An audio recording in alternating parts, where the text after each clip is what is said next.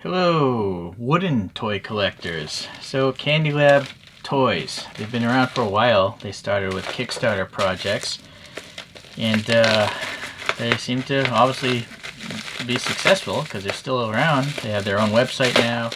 You can order directly off their website. They have a lot of resellers selling their stuff globally. So good for them, you know.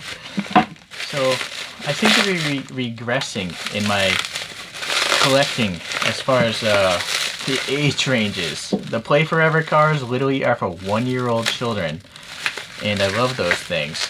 I'm a little curious about this. I'll be honest with you, I'm a little hesitant about this because it's made of wood. I don't know if the paint is going to show a lot of wood grain, and if it does, I don't know if I'm going to like that or not. This is I think an extinct livery, Blu-74. It's 3 years and all up, so very similar to Play Forever. So powder blue iconic livery with orange accent, blah blah blah blah. And let's see here.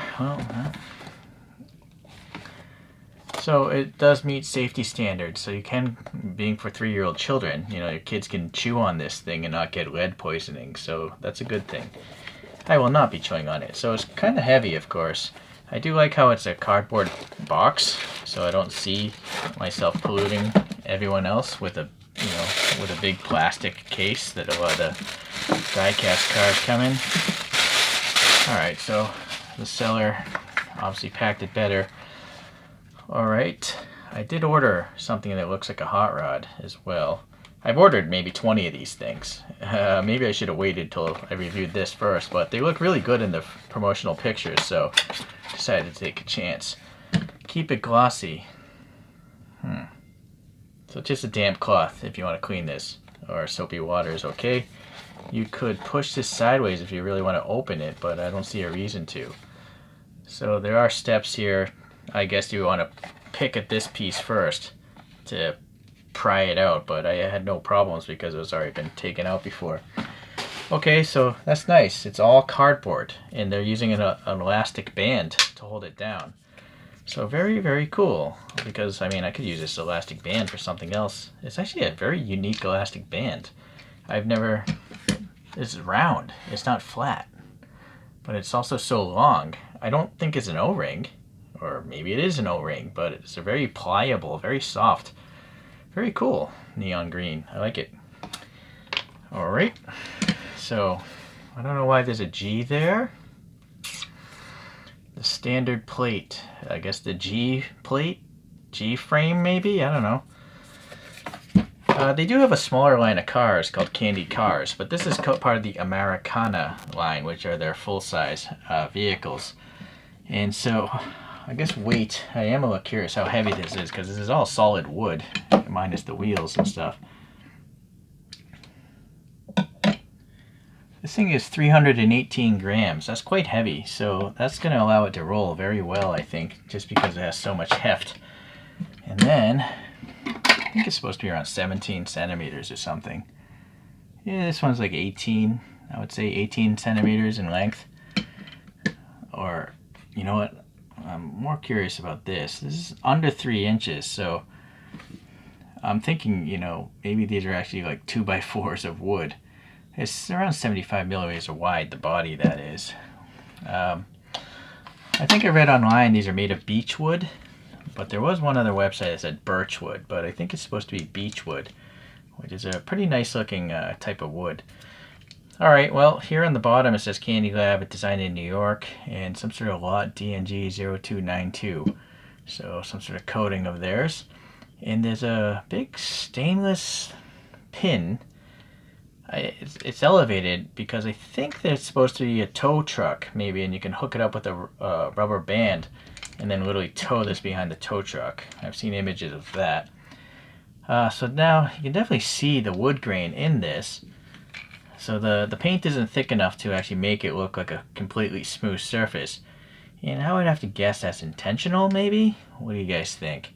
Because it is a wooden toy. If it was perfectly smooth, you might not know it's made of wood. I think they're going for sustainability, which I really appreciate. I sound like such a hippie.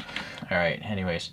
This 74 here, its namesake, it's 2 prints, it looks like. Or is it a decal? I'm not sure. It's hard to say because the whole thing has orange peel.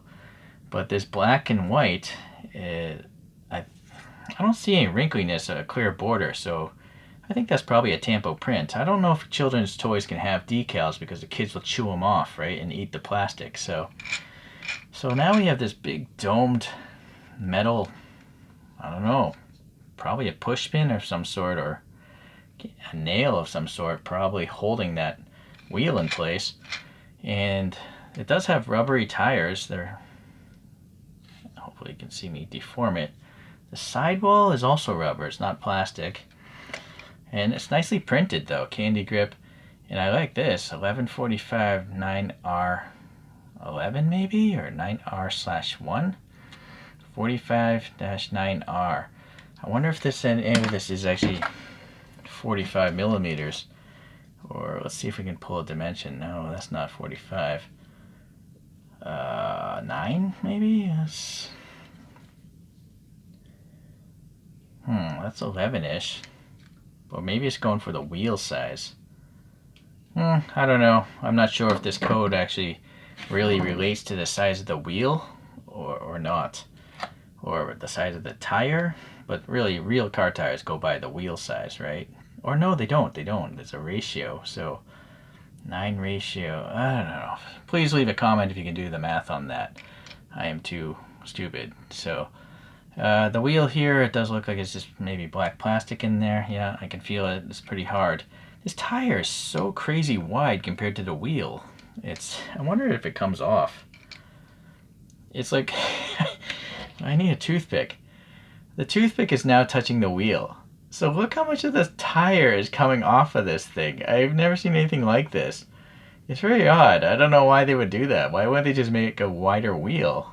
Because look, right? I don't know if that... What advantage would that have?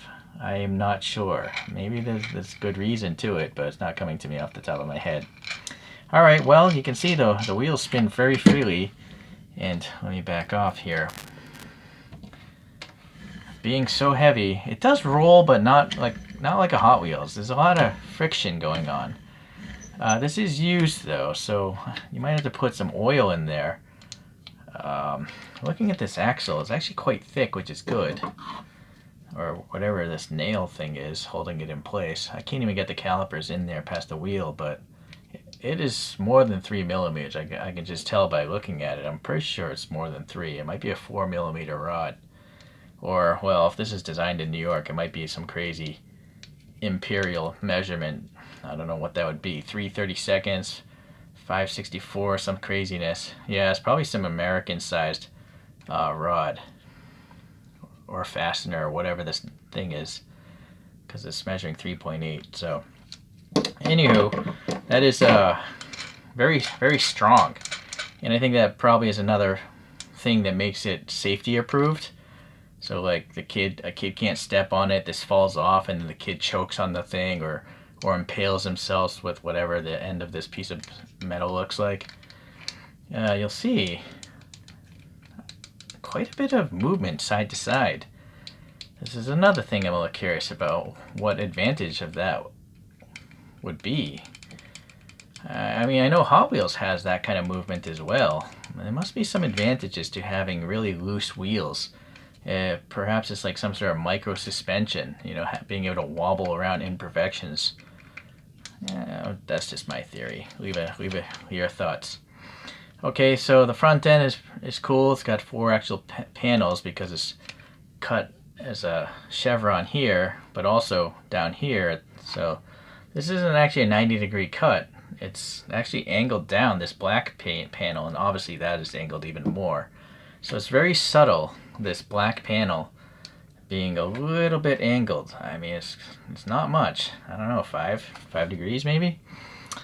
And then the paint is really well done. Considering it's on wood.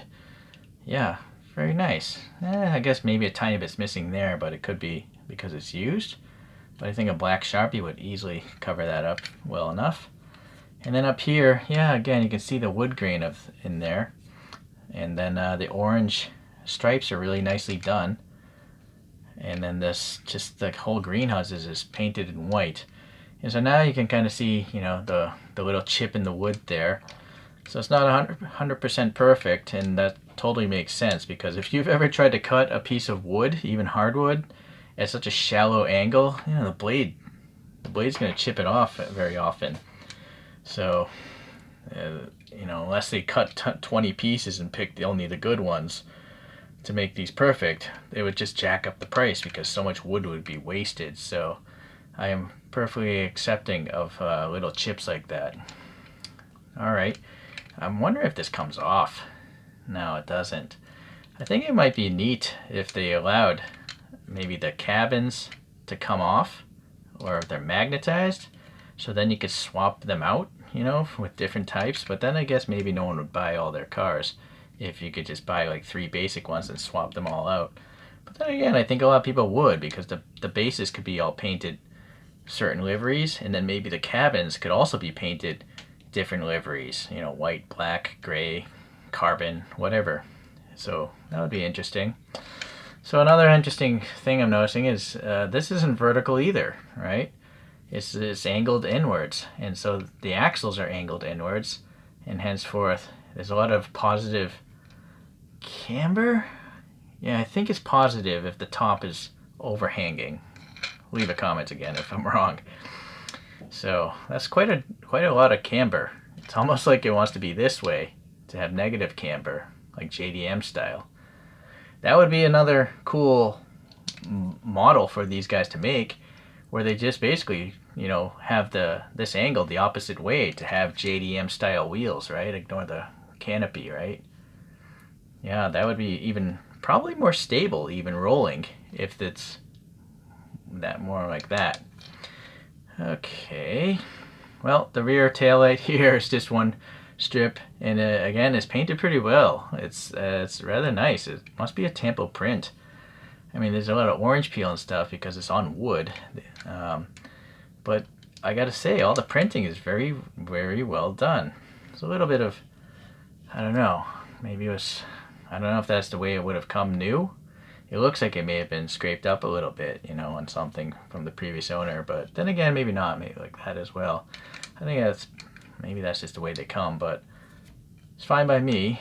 I've seen some of this actual livery, like I think there's one on eBay for $15. Maybe that's the original Kickstarter price. You know what would be great if these guys would date the products. If there was a date here, that would be fantastic. Then I would know if $15 was a good price or not. Oh, here it does say 2008. So this thing is really old. Yeah, all right. Interesting. Oh, but no, I'm wrong. Now it says 2020. So a little bit old. This is for the safety standard 2008. All right, well, it's nice.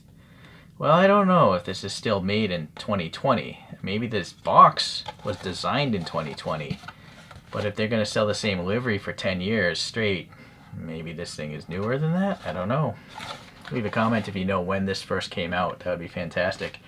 It'll be another great thing if maybe these guys had a fandom page or something to show all their liveries. I've been searching online just trying to track down all the different styles they've done, and I just don't know if I've finished my research or not. Huh. Alright, I gotta say, it's really unique because it's really strange to see a car with the entire wheel sticking outside the body, you know, that's not a hot rod. I mean, this looks like it would be a muscle car, but with the wheels totally sticking outside, right? And then they're angled in what seems to be opposite of logic to me. But, yeah, very interesting. And I might have to put some oil in. I'm afraid of putting oil in there because I'm afraid it'll react with the paint. You know, that's... I don't know. I guess I'm not going to bother.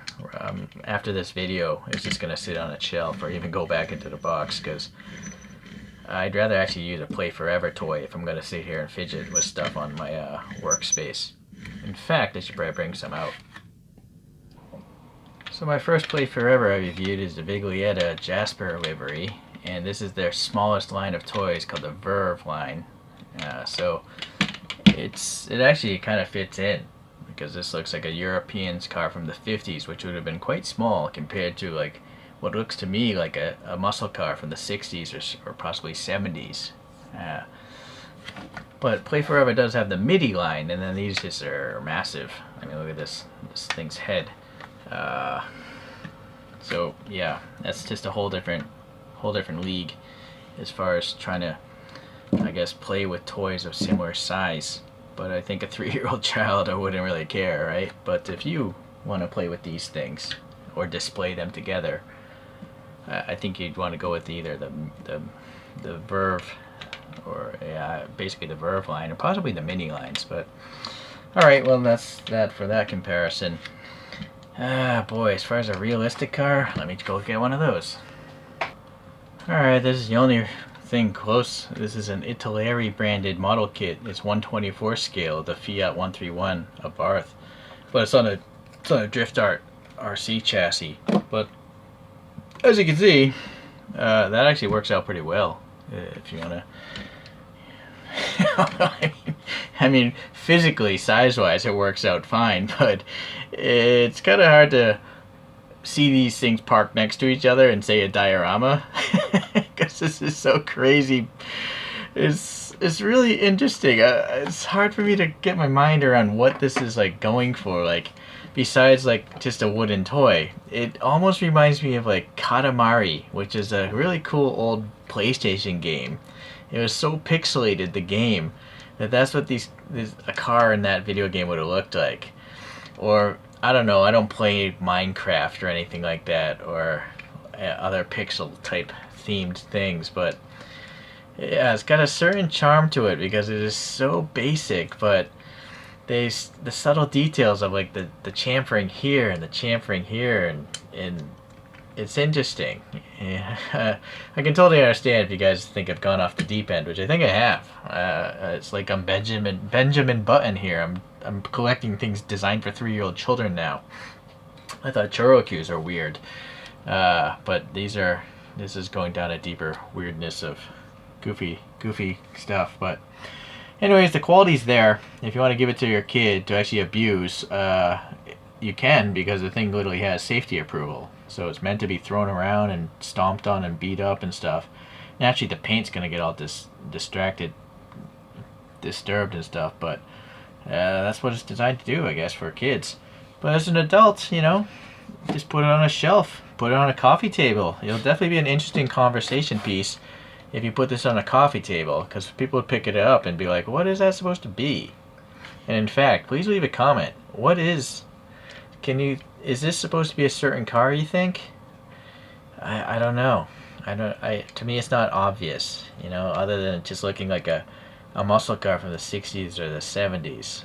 But a particular car, I don't know. I'm not seeing it. So please leave a comment if you think of something. Okay, well, thank you for watching, everyone, and stay tuned if you like these CandyLabs, because I got a bunch more coming, the Americana-sized ones, as well as a bunch of the smaller candy car ones. Alright, thanks. We'll see you then.